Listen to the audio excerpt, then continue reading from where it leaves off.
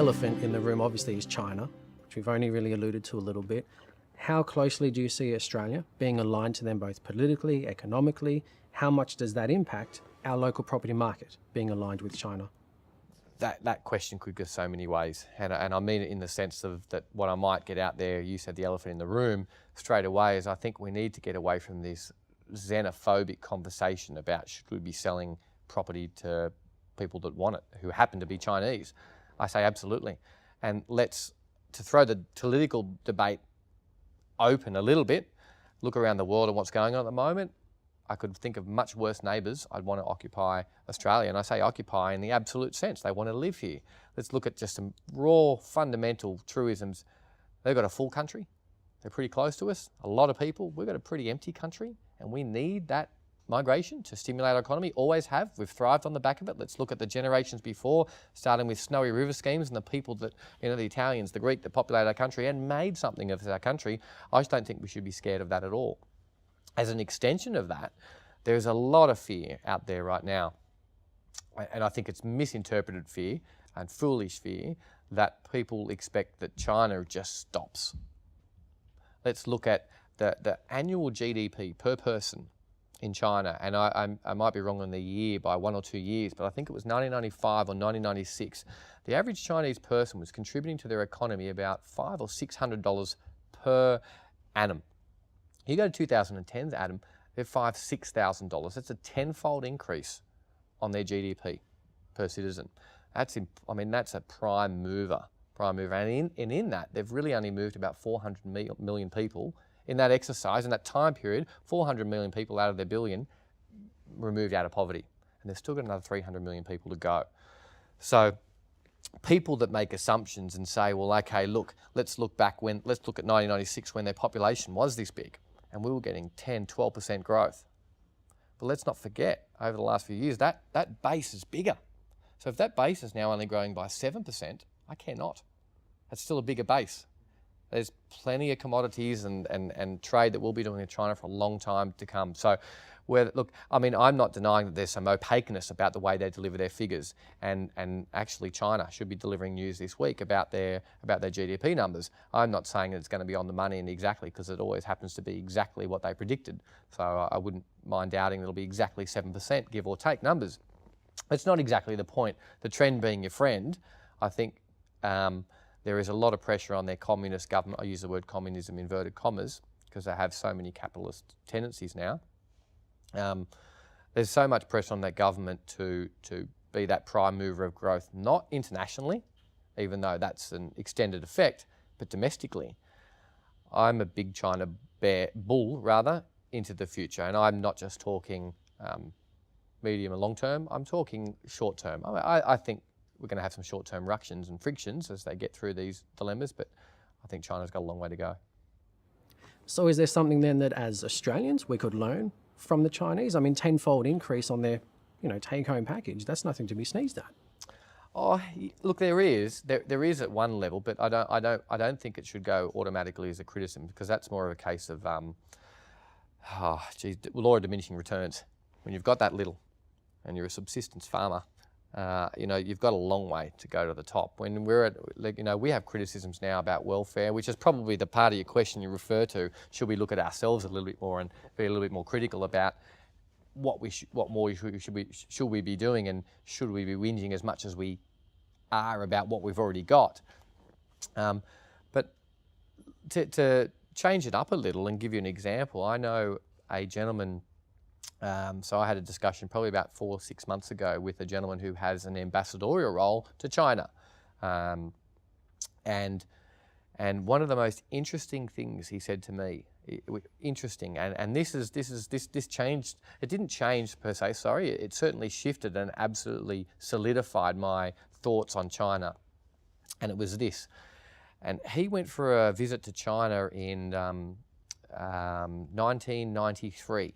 And it'd be disingenuous of me to tell you I remember the name of the town that they visited, but let's just say I do remember it was 3 or 4 hours out of Beijing.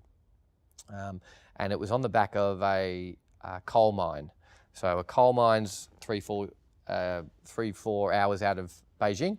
There's a town there, and you might know them, Adam, I'm not sure. You might have heard of the term ghost cities. We hear these ghost cities. Obviously, we're digging up all these iron ore out of the ground, we're shipping it over there, and people get this impression that we're building these ghost cities with all this, obviously, iron, steel, concrete, and then they're not going to be utilised. And I don't think they quite understand that the paradigm that China's living in. So to explain that properly, how it was told to me, they took the trip out there. He's driving out through, literally through the desert. They get to this town, and it's not exactly the post-apocalyptic vision that one would have with, deers running across the road and Vines weeds, up the buildings, that sort of thing. Vines on buildings, etc. Not at all. In fact, something was spookily eerie about the fact that everything looked perfect, yet no people in it. In actual fact, it had 3,000 people that lived in a city built for 2 or 3 million people.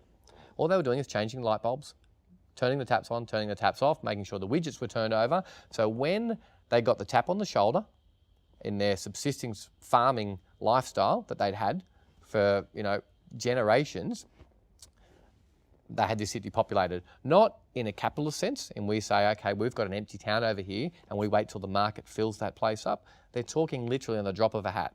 So to explain it, you've got Mr. Wong in a subsistence farming life that he's had for generations, and literally goes back to that $500 dollar per person GDP.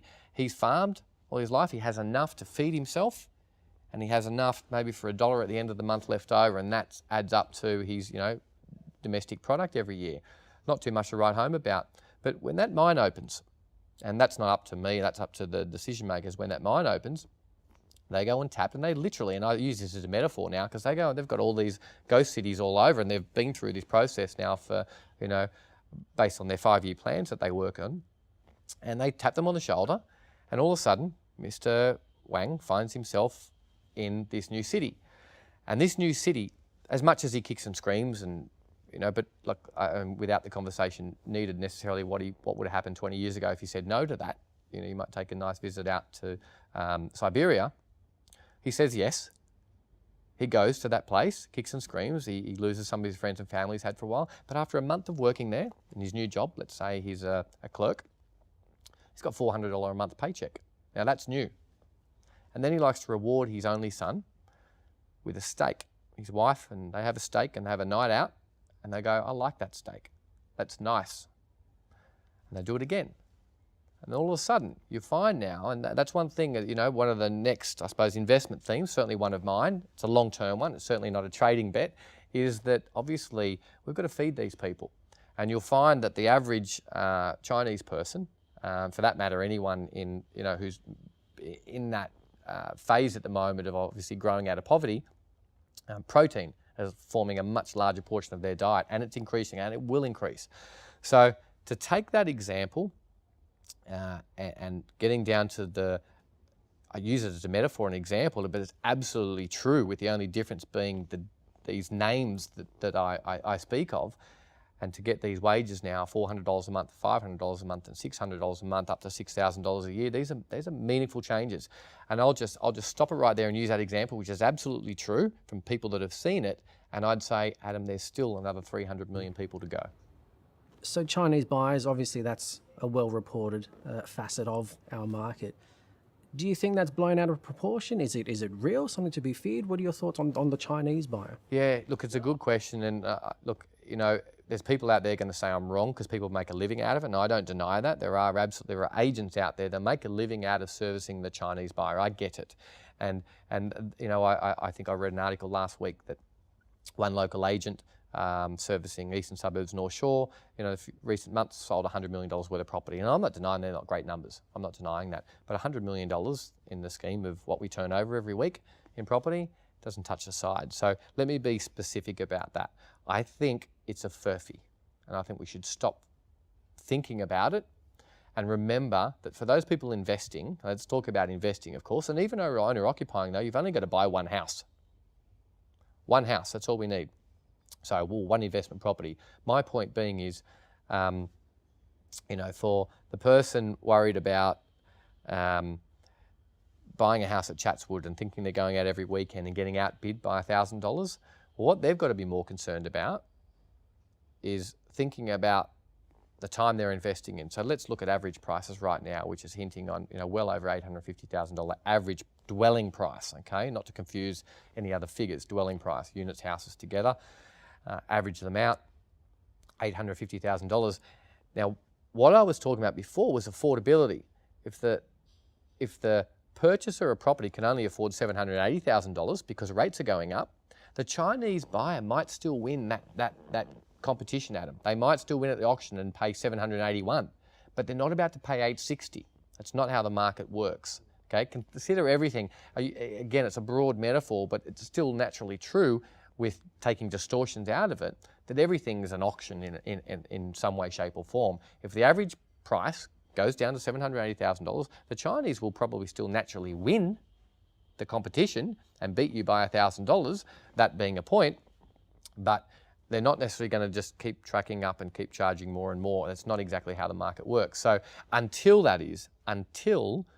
the Chinese person becomes the Chinese citizen and actually overwhelms our population, okay? Now that is something that absolutely I think is inevitable. But when I say inevitable, I'm thinking 2,100, 2,150, I'm almost certain that we probably on a ratio basis would have more Asian descent people than we would have Anglo-Saxon people. I fully expect it and I'm not scared of it.